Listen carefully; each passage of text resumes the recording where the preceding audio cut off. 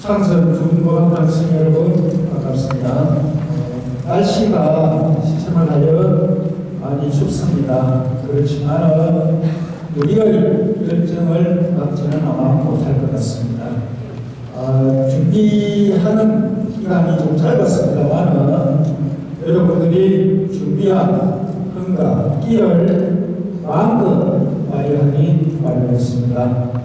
유다예술제 및 학술, 동아리 학술제는 여러분들의 시간입니다. 끝난 시간까지 여러분들이 행복하고 즐거운 시간이 되었으면 좋겠습니다.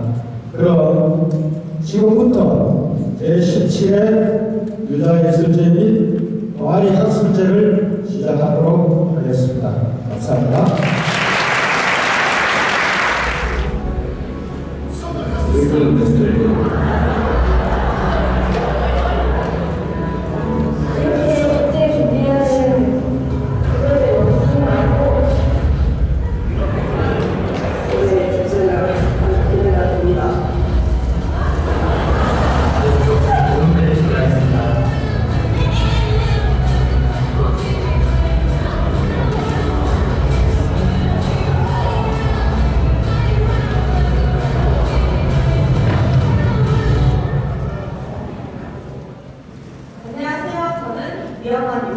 식욕억제제에 대해서 연구할 2학년 2반 박정민입니다. 그중 75%는 이 약이 중독성이 강하기 때문에 4주 동안 처방 제한이 있는데도 여러 병원을 옮겨 다니면서 중복으로 약을 처방받아 3개월치 이상 처방된 경우입니다. 더욱 심각한 건 식욕억제제의 사용자 중 청소년들의 비율이 점점 높아지고 있다는 점인데요. 저희는 러시아, 우크라이나 등에 사용된 첨단 기술과 그 문제점에 대해 발표할 이야기인 장혜빈입니다. 실시간 군사정보 시스템인 델타입니다. 델타는 우크라이나 군대뿐만 아니라 정부 관계자, 허가를 받은 외국 관계자들까지 러시아 군대의 위치를 실시간으로 추적하고 그와 관련된 정보를 공유할 수 있는 정보 시스템입니다. 이 세 무기의 공통점은 바로 컴퓨터 시각과 인공지능이라는 첨단 기술이 융합된 무기라는 것입니다. 우리가 알던 인공지능의 목적과는 좀 다른 것 같군요. 원래 인공지능의 목적은 무엇이었는지 설명해 주실 수 있나요? 원래 인공지능의 쓰임은 차선을 인식하고 주변 사물을 인식해서 자율적으로 주행을 할 수 있는 그런 자율주행 차량에 사용되고 있고,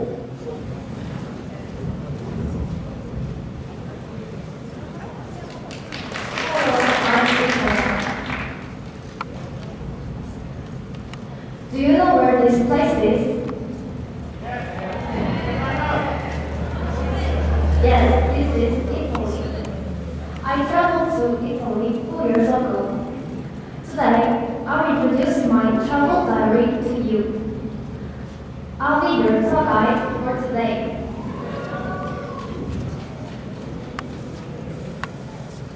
Some pictures I'm showing you are the ones I took by myself. Then, everyone, follow me. First, I will show you a short video clip of Italy. As you see, Italy is a peninsula country located in South Central Europe, and it has a lot of cultural heritage, arts, and music. Among them, the first place I want to introduce is the Leaning Tower of Pisa. The Leaning Tower of Pisa is a Romanesque white marble tower in the local city of Pisa's Duomo Square. When I went there, I was so amazed to see what I saw only in pictures.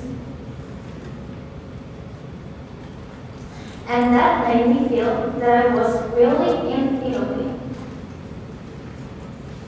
Next, I went to the Colosseum in Rome. The Colosseum is a symbol of Rome, and there were battles between gladiators and emperors. The battle with the beast is hard to imagine, but the Romans enjoyed it very much. Next place is Trevi Fountain. This fountain is a good example of the essence of the Baroque style. 안녕하세요. 발표를 진행하게 된 2학년 이혜원입니다. 발표를 시작해 보도록 하겠습니다. 먼저 첫 번째로 제 소개를 하고자 하는데요. 저는 수학과 생명과학에 관심이 많습니다. 이번에 좋은 기회를 얻어서 학술제에서 여러분들께 수학과 생명과학의 조화에 대해서 전해드리게 되었는데요. 이번에 제가 전해드릴 주제는 3D 바이오 프린팅 그것이 알고 싶다입니다. 어렵지 않은 주제이니까 잘 집중해서 들어주시길 바랍니다. 일단 3D 바이오 프린팅에 대해서 알아보기 전 3D 프린팅에 대해서 이해를 하실 필요가 있습니다. 3D 프린팅은 3D 모델링을 통해서 만들어진 3D 도면을 여기 보이시는 이러한 기기 3D 프린터로 출력하여서 3차원 물체를 만들어내는 과정을 의미합니다. 근데 주제가 3D 프린팅인 만큼 차원에 대해서 여러분들과 정의하고 넘어가고자 하는데요. 차원이라는 것은 공간적으로 생각할 때 필요한 슈빙 개수가 몇 개이냐입니다. 사진에서 보실 수 있듯이 1차원은 X축 1개, 2차원은 X축과 Y축 2개, 3차원은 X축, Y축, Z축 3개의 축이 필요한 것을 보실 수가 있습니다. 쉽게 생각하시면 1차원은 선, 2차원은 선이 모여서 만들어진 넓이를 갖는 면, 그리고 3차원은 2차원의 높낮이를 나타내는 높이가 포함된 개념이라고 생각하시면 됩니다. 현재 우리가 살고 있는 이러한 공간이 그냥 대표적인 3차원이다라고 생각하시면 될 것 같은데요. 3D 프린팅에 대해서 조금 알아보았으니까 조금 더 깊이 알아보도록 하겠습니다. 3D 프린팅은 현재까지도 3D 프린팅의 시장을 이끌고 있는 3D 시스템즈 공동 창업자인 첩펄에 대해서 개발되었습니다. 아마 3D 프린팅이라 하면 많은 분들께서 최신 기술이라고 생각하실 것 같은데요. 사실 3D 프린팅 기술은 1980년대 초에 개발된 거의 40년이 넘는 꽤 오래된 기술입니다. 첩펄은 제품 생산 전 실전 똑같은 시제품을 만들고 문제점이 있는가 없는가를 한번 보고 해결해 보고자 3D 프린팅 기술을 개발하게 되었습니다. 이후에 다양한 발전이 거듭되면서 많은 방식이 만들어지게 되었는데요. 대표적으로 SLS, SLA, FDM 방식이 있습니다. 사진을 보시고도 아마 많은 분들이 어떤 기술인지 추측하실 수 있을 것 같은데 같이 한번 살펴보도록 하겠습니다.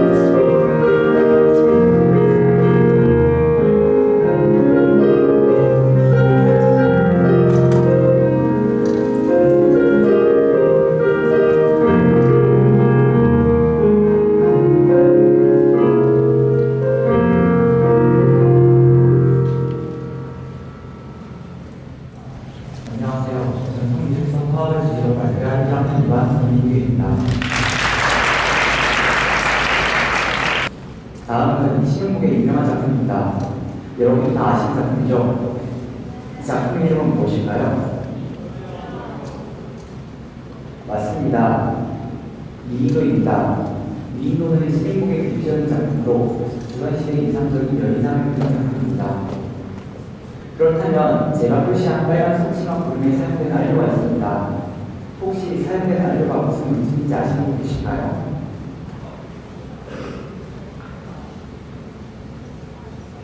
잘 모르시겠다면 제가 알려드리겠습니다. 바로 진산입니다. 진산은 수온의 가수가 인간인 황화수를 가리키는 다른 말입니다. 그런데 이 진산은 미술에서 빨간색을 낸데 사용되었는데 연색이 잘 안되고 색이 아름다워 동서양에서 모두 화들의 사랑을 받아왔다고 합니다. 오른쪽 작품에서 속치마 구름의 붉은색으로 사용되었는데 내면은 적었지만 아직도 색이 선명하다고 합니다. 안녕하세요. 발표를 하게 된 성천중학교 1학년 김우현 나나연입니다.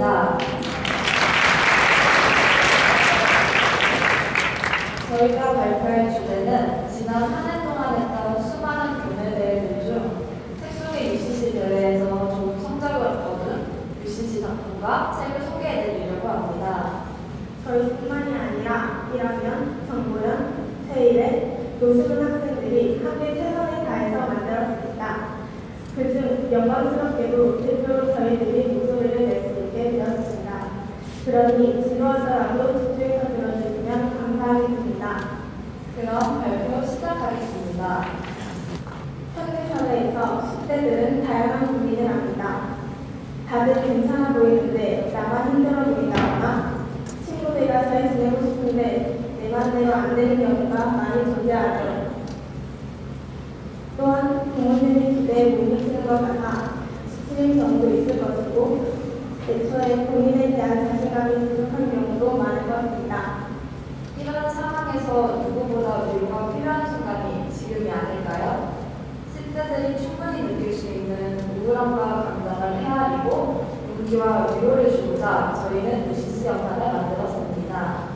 영상을 보시면 책의 주인공인 미소를 기준으로 전개될 예정인데요. 지금 주인공이 느끼는 압박과 우울함을 한번 이해해보고자 하는 점이면 이 UCC 영상을 즐기실 수 있을 것 같습니다. 그럼 저희가 분석하는 UCC 영상을 지금부터 시청해 보도록 하겠습니다.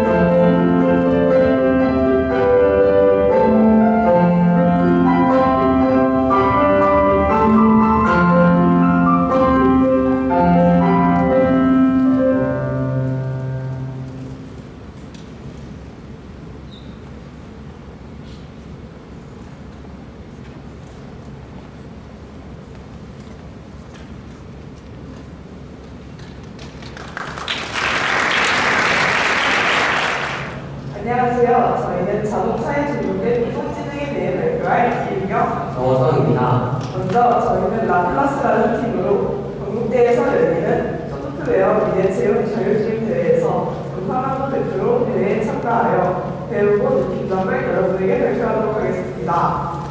네.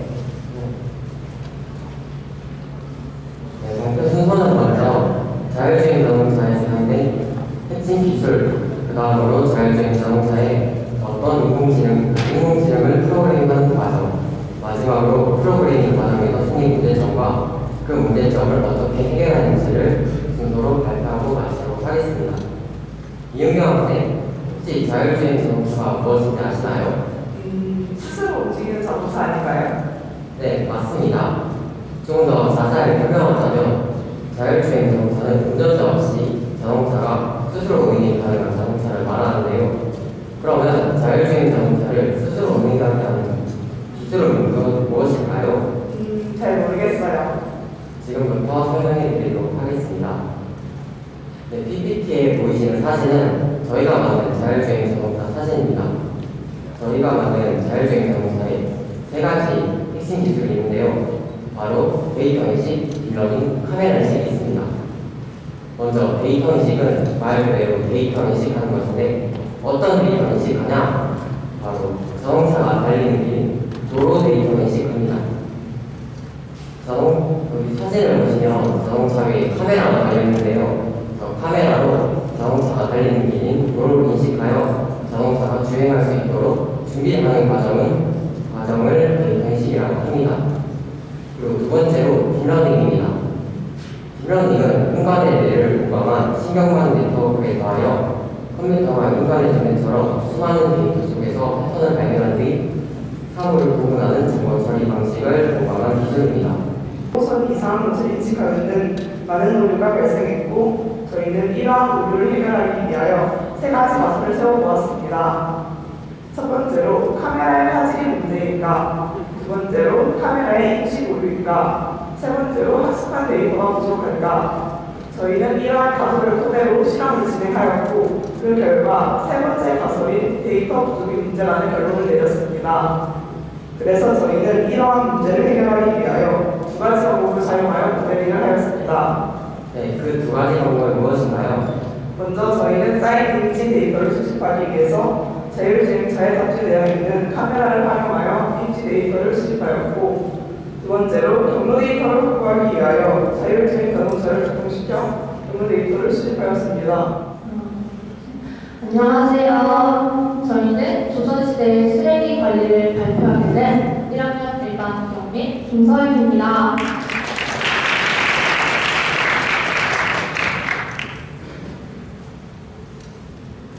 이경민 학생은 이것이 무엇으로 보이십니까? 엉뚱할까요? 아닙니다. 살인가요? 비슷하지만 아닙니다. 이것은 한때 이슈가 되었던 쓰레기산입니다. 현재 전국에 쌓여있는 쓰레기산 약 200여 곳 중 한 곳인 경북 의성군 쓰레기산은 미국 뉴스에 보도될 정도로 큰 쓰레기산이었습니다. 인근 주민들은 일상생활이 불가능할 정도의 고통을 받았다고 하며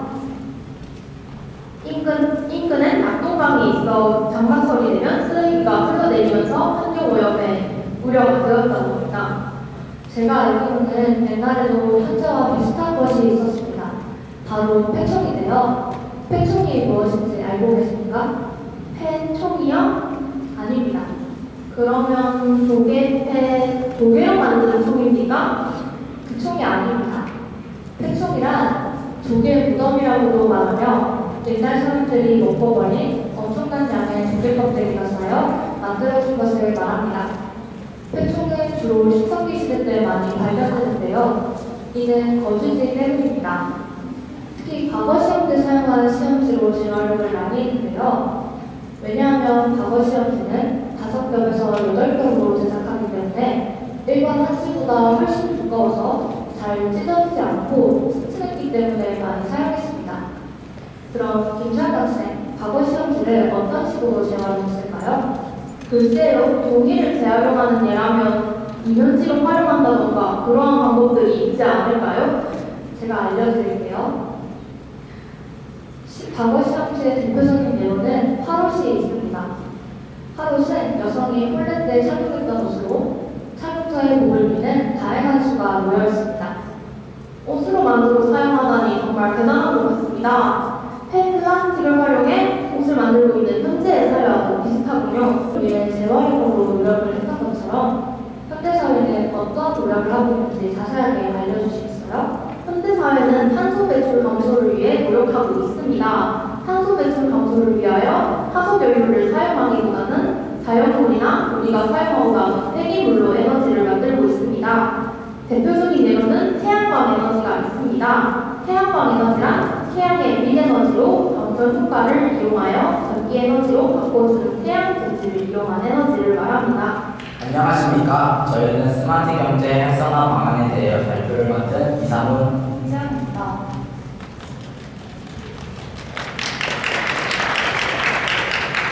발표에 앞서 앞에 있는 사진을 봐주시기 바랍니다. 이 사진은 10월 22일 저희 학교에서 남해대를 다녀와 스마트 경제 송도학교 체험활동 사진들입니다. 저희도 이 체험활동에 참여했는데요.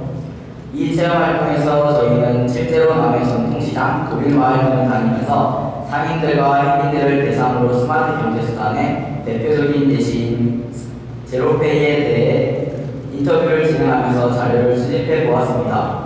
이 체험활동은 저희에게도 의미 있는 활동이었는데요. 저희가 지금 발표할 내용 또한 스마트 경제 송도학교 체험활동 이후에 직접 느낀 바를 바탕으로 준비하였습니다. 집중해서 들어주시면 감사하겠습니다. 본격적인 발표에 앞서 차례를 설명해 드리도록 하겠습니다. 첫 번째로 스마트 경제 수단의 대표적인 예시인 제로페이에 대해 알아보고 제로페이의 장점과 단점을 알아보겠습니다. 두 번째로는 현재 제로페이의 현황과 체험활동을 가기 전 우리의 생각과 전혀 다른 현실을 알려드리도록 하겠습니다. 마지막으로는 스마트 경제 활성화를 할 수 있는 방안을 실버 계층을 중심으로 구체적인 방안 및 저희의 생각을 발표하도록 하겠습니다. 먼저 스마트 경제수단 중 대표적인 예인 제로페이에 대해 설명해 드리도록 하겠습니다.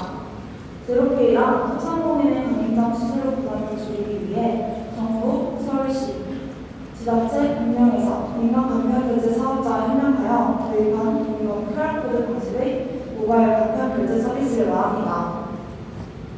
이 제로페이와 카드 결제를 비교해보자면 카드 결제는 소비자 입장에서 보면 현금을 가지고 볼 필요가 없고 카드 포인트나 수수료와 같은 다양한 혜택을 볼 수 있습니다. 반면에 판매자 입장에서는 카드 결제를 받으면 카드사 수수료와 벤사, 즉 카드사와 판매자를 연결해주는 역할을 하는 회사의 수수료를 모두 부담하게 됩니다. 물건을 판매할 때 카드사 판매 수수료는 판매가의 약 1.5%에서 2%이고 추가로 벤사 수수료는 건당, 일반 수준의 전액제를 획득하고 있어 수익 결제가 많은 소상공인에게는 큰 부담으로 작용하게 됩니다.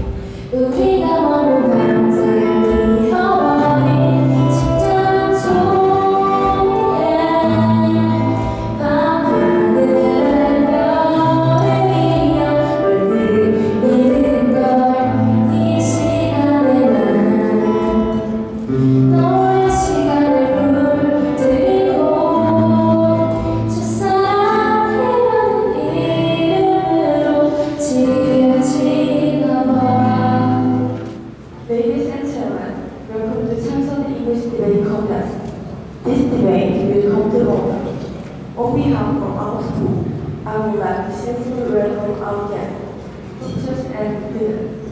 Thank you very much for your attendance. And now, I'm your moderator, Park Song-Lee. Today's resolution is, she will continue annual experimentations. Representing the proposition on the first speaker, Chu Young-jae. Nice to meet you. The second speaker, Park Sung-won. Representing the opposition on the first speaker, Baek Na-jung.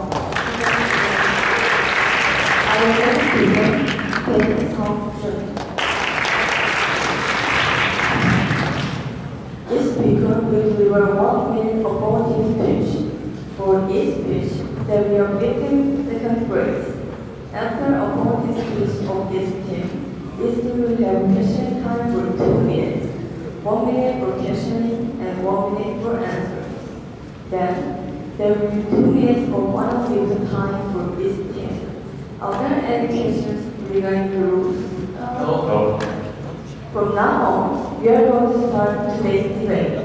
First, I call upon the first speaker, Chu Young-jae, to introduce the proposition case for 1 minute.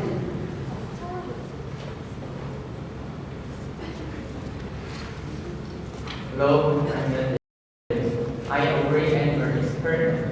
In fact, people who receive treatment in 136 patients with endometriosis through animal experiment had a satisfactory treatment effect. The experiment allowed patients to escape from various pain, such as menstrual pain and chocolate. In addition, various treatments for genetic diseases, such as endometriosis and leprosy, were made through animal experiment. Looking at this result, animal experiment can have positive effect on our human being, and it also had a direct effect on our human life.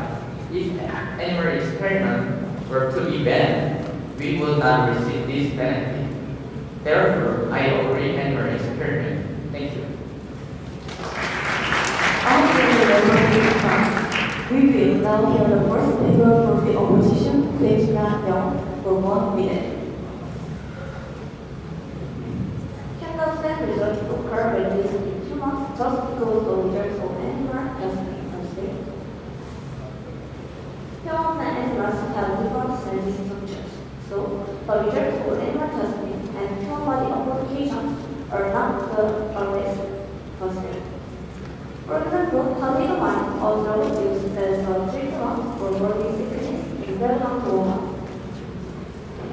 From the 1950s to the early 1960s was that because thalidomide also used as a treatment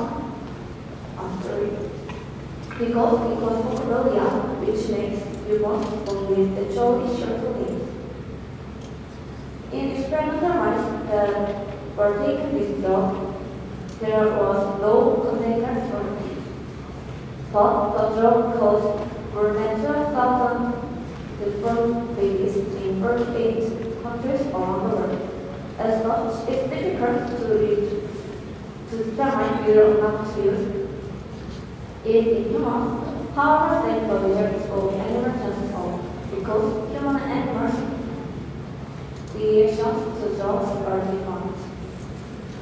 Then animal testing can only be seen as an act of cruelty to animals. So I am against animal testing. Thank you.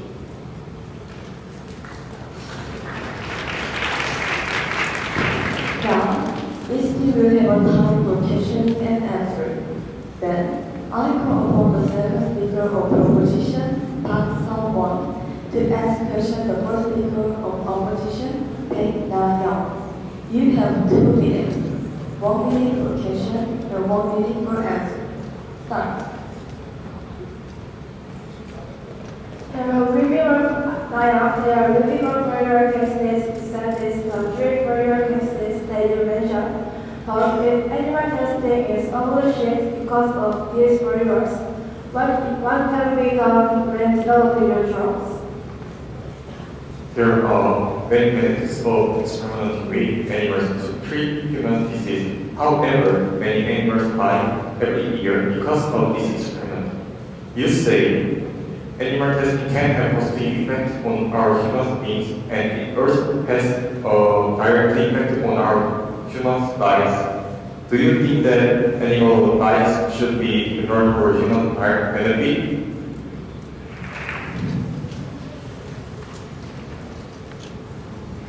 안녕하세요. 2학년 2반 노경빈입니다. 오늘 제가 여러분과 함께 이야기해볼 주제는요, 동서양 주거 가치관에 대해서 이야기해보려고 합니다. 그럼 시작할게요.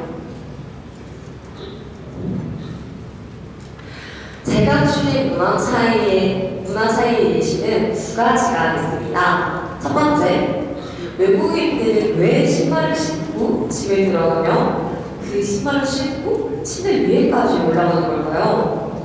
그리고 두 번째, 화장실 스위치는 왜 방 밖에 위치해 있는 걸까요? 저는 오늘 이 두 가지 물음에 답해보며 발표를 진행할게요. 먼저 첫 번째 물음이었던 외국인들은 도대체가 왜 신발을 신고 침대 위에까지 올라가는 걸까요? 여러분들, 한국인이 가장 이해 못하는 외국 문화 중 하나가 신발을 신고 집에 들어가는 거라는 거 알고 계셨을까요? 여러분들은 미국 드라마들을 보면서 이런 장면들을 심심치 않게 보셨을 겁니다. 그렇다면 왜 그런지도 혹시 생각해 보셨나요? 거기에 대한 답은 제가 해드릴게요. 신발을 실내에 신고 벗고의 문화 차이가 생긴 이유는 난방 방식에 있습니다.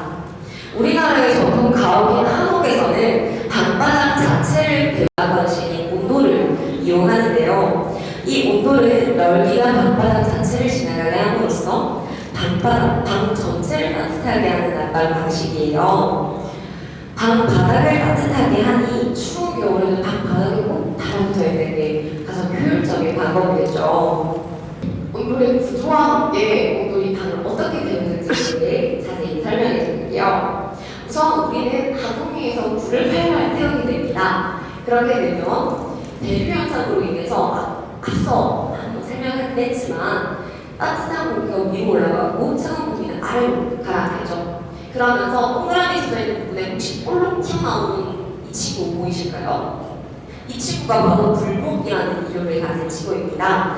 이 친구 위쪽으로 따뜻한 공기만이 빠져나가게 되고 그 따뜻한 공기만이 빠져나가고 나면 경사면이 저희는 이 들어가 있는 부분이 있죠. 이 부분이 바로 묻을대의 자리인데요. 이곳에서 열기는 잠깐 잔류하였다가 다시 부술장으로 이동하게 됩니다. 이렇게 잠깐의 잔류로 갑작스럽게 열기가 전달되는 것이 아니고 공기를 한번 조절해주는 역할을 부술기 자리가 하는 것이죠. 그리고 열기는 그대로 모래를 타고 쭉 이동할 겁니다. 쭉 이동하다 보면 볼록 튀어나와 있는 이 부분 보이시나요?